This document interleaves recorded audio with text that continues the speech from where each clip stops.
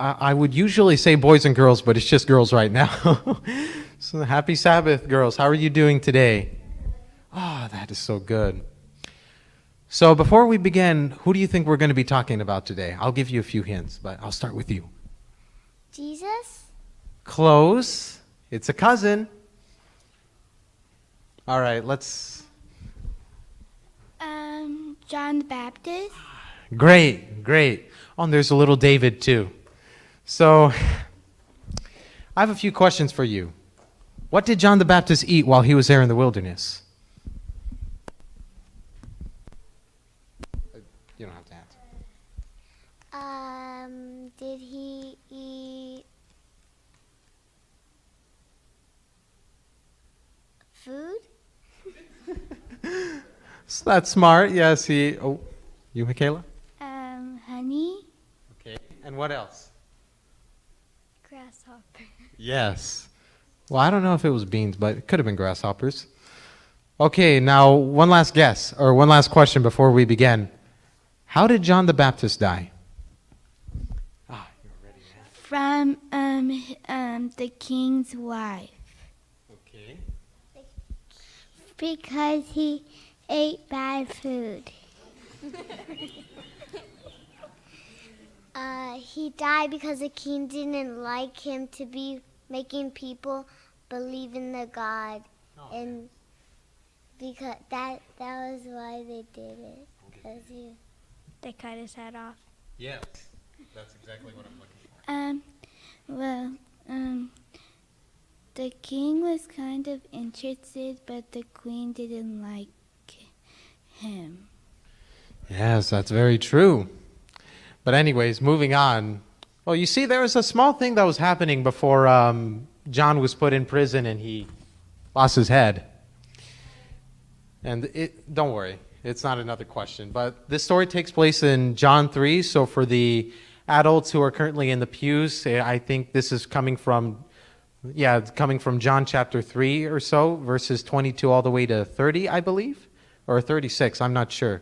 So if you're interested, anyways.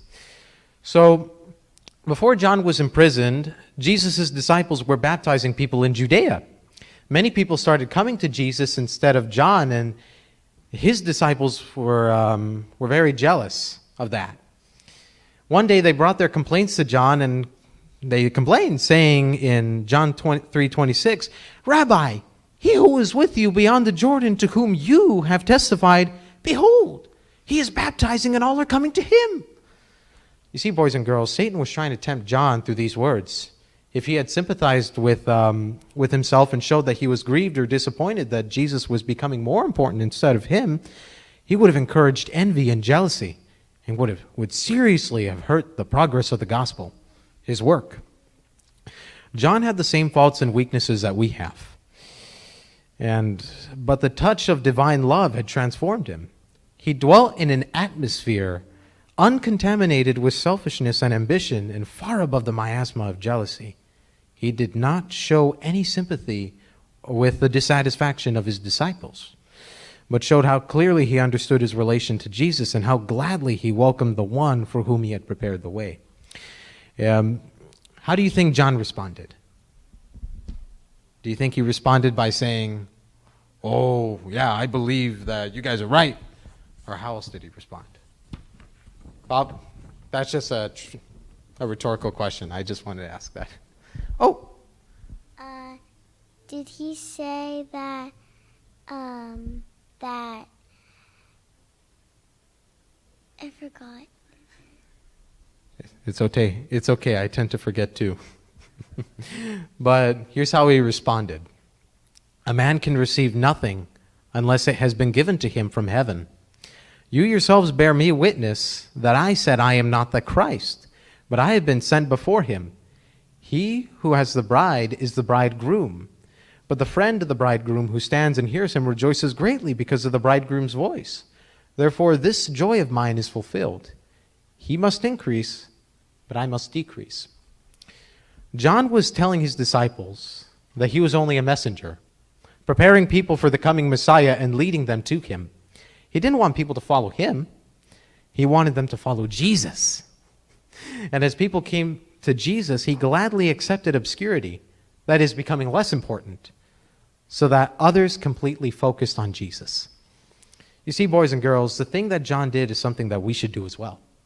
Many times we often make the mistake of making everything about ourselves, about what we want, what we desire, what we want to do. And I've made those mistakes too. But today, just like John did, we may live a life that will lead others to Jesus. Do you girls want that? You want to lead others to Jesus and live a life that will point others to him? Yes. And David, boys and girls, yes, that's great.